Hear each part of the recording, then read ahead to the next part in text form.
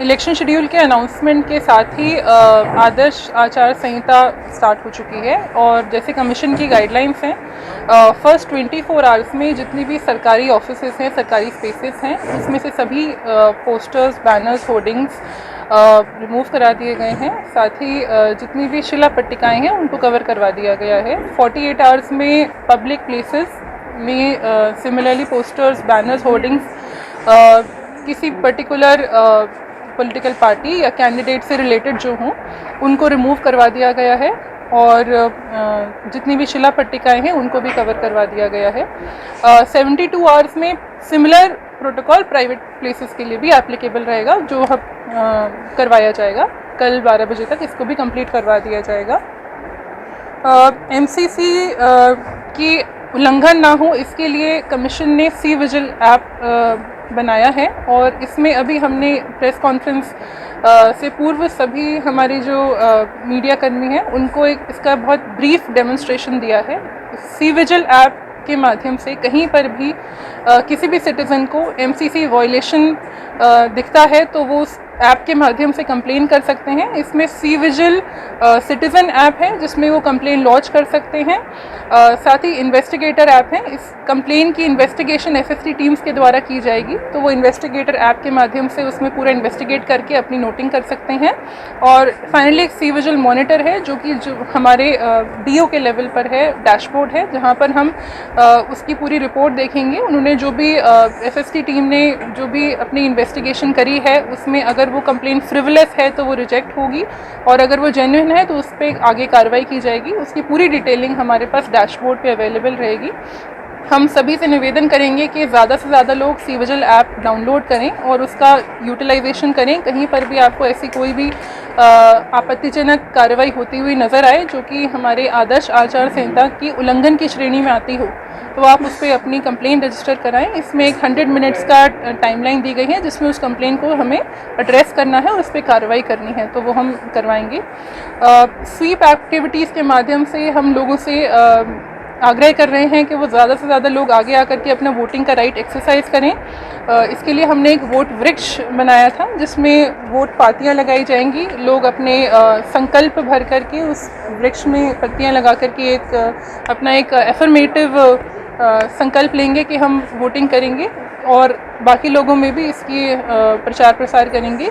साथ ही हम एक वोट बैंड बनवा रहे हैं। जो हमारे फर्स्ट टाइम वोटर्स हैं, यूथ वोटर्स हैं, उनको वोटिंग के लिए इंकरेज करने के लिए वोट बैंड्स डिस्ट्रीब्यूट किए जाएंगे कॉलेजेस में और पब्लिक प्लेसेस में, मॉल्स में, शॉपिंग कॉम्प्लेक्सेस में। जैसे लोग इसमें it is an in thing, जो हमारे फ्रेंडशिप बैंड्स होते हैं उसी की तरह से एक वोट बैंड होगा जिसमें हमारे 5 कॉलम्स में हमारे जितने भी ऐप्स हैं जो आजकल नए बच्चे जो यूथ वोटर्स हैं यूज़ करते हैं रजिस्ट्रेशन के लिए। सी विजिल ऐप है रजिस्ट्रेशन के लिए, वोटर हेल्पलाइन ऐप है, उन सभी की जानकारी उसमें होगी।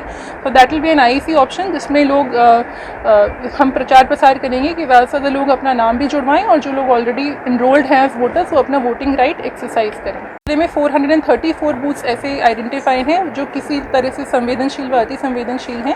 इसमें कई सारे क्राइटेरियाज रहते हैं depending upon the voting percentage in past elections या फिर उनकी जो current law and order situation है उन सबको देख करके एक विस्तृत चार्टिंग करके इन बूथ्स को आइडेंटिफाई किया गया है। और मैंने इसके सामने अधिकांश इन बूथ्स पर विजिट करके वहाँ के जो लोकल रेजिडेंट्स हैं उनसे संपर्क करके उनमें कॉन्फिडेंस बिल्डिंग मेजर्स किए हैं। और अगर हम कोई ऐसी स्पेसिफिक रीज़न आइडेंटिफाई करते हैं जिसकी वजह से कोई लोग इंटिमिडेट हो सकते हैं तो हम उनको भी एड्रेस कर रहे हैं। इंटिमिडेटर्स को बाउंड डाउन भी किया गया है। पूरी तरह से ये प्रयास किया जा रहा है कि इलेक्शन बिल्कुल फ्री, फेयर और इम्पार्शल हो। इसमें आप सभी का हम सहयोग। इसमें एसपी सर ने एडिशनल जाब्ते के लिए उच्च अधिकारियों से रिक्वेस्ट भी करी है और इसमें हमने भी लोगों से जो जानकारी आई है उसको उच्चतम स्तर पर अग्रेषित करने का प्रयास किया। जैसे ही आचार संहिता लागू हुई है, हमारी जो एफएसटी टीमें हैं जो अजमेर के अंदर 78 है वो क्रियाशील हो चुकी है। हमारे यहाँ पे अजमेर नॉर्थ और किशनगढ़ जो है वो एक्सपेंडिचर सेंसिटिव है, जहाँ पे जो एफएसटी है उसकी संख्या बढ़ा करके 12-12 की हुई है। बाकी जगह पे 9-9 एफएसटी है वो लागू है। इसके अलावा जो चुनाव की घोषणा के साथ ही हमारे जो नाके हैं जो पुराने अजमेर के हिसाब से 20 जगह पे नाके लगे हुए हैं वो क्रियाशील हो गए हैं। जो 24 आवर्स है वो नाके चालू है। आपको मैं बता दूं कि पिछले जनवरी से लेकर के और हमने अब तक लगभग 14,900 के आसपास है जिनको 116 में पाबंद किया है और 10,800 के आसपास लोग हैं जिनको 151 के अंदर पाबंद किया है लोगों को। इसके अलावा अभी हमारी जो रेगुलर जो लॉ एंड ऑर्डर रिपोर्ट है वो जा रही है और रेगुलर तरीके से हम लोगों को जो चुनाव को प्रभावित कर सकते हैं उनको पाबंद कर रहे हैं। जो लाइसेंसी वेपन हैं उनके लिए जो एक कमेटी की मीटिंग थी वो मीटिंग हो चुकी है। जिन लोगों को वेपन जमा नहीं करवाने हैं उनको शॉर्ट लिस्टेड किया जा रहा है और इसके अलावा जो बाकी हैं उनको वेपन जमा करवाने के लिए कहा जा रहा है। अब तक अजमेर के अंदर लगभग 75% से ज़्यादा वेपन हैं वो जमा हो चुके हैं। पिछले एक साल के अंदर जो दिसंबर के बाद में अजमेर के अंदर जो लोकल स्पेशल एक्ट की कार्रवाइयाँ हैं वो काफ़ी अच्छे ढंग से हुई है। 2022 के अंदर जो हमारे लीकर की कार्रवाई थी वो 10,000 लीटर लीकर है वो हमने पकड़ा था। इस बार हमारे जो लीकर की कार्रवाई है अभी 30 सितंबर तक वो हमने 40,000 लीटर से ज़्यादा लीकर है वो पकड़ा है। इसी तरह से जो NDPS के अंदर है अफ़ीम पिछले साल पूरे साल भर के अंदर हमारी लगभग 3 किलो के आसपास थी, जो इस साल हमारी अभी 54 किलो अफ़ीम है वो हम पकड़ चुके हैं। आपको बता दें NDPS के अंदर जो डोडा है पिछले पूरे साल भर के अंदर हमारे पूरे जो पुराने अजमेर के हिसाब से 62 क्विंटल के आसपास डोडा है वो पिछले पूरे साल भर में पकड़ा गया था। जो आज की तारीख तक अभी तक हमने 116 क्विंटल डोडा है वो हमने पकड़ लिया है। तो हमारी पूरी टीमें जो हैं वो अभी पूरी तरह से इलेक्शन मोड में हैं और किसी भी तरह की कोई भी सूचना होती है तुरंत कार्रवाई कर रहे हैं और जो इंटीमीडिएटर्स हैं उनकी पाबंदी की कार्रवाई है वो लगभग पूरी हो चुकी है।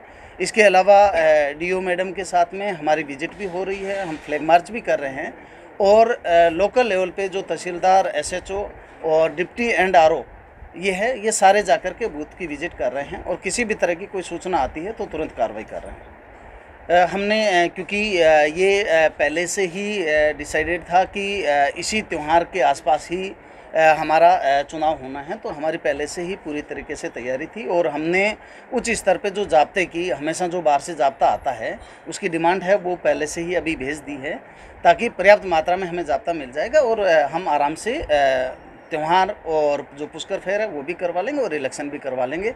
अजमेर पुलिस पूरी तरह से मुस्तैद है।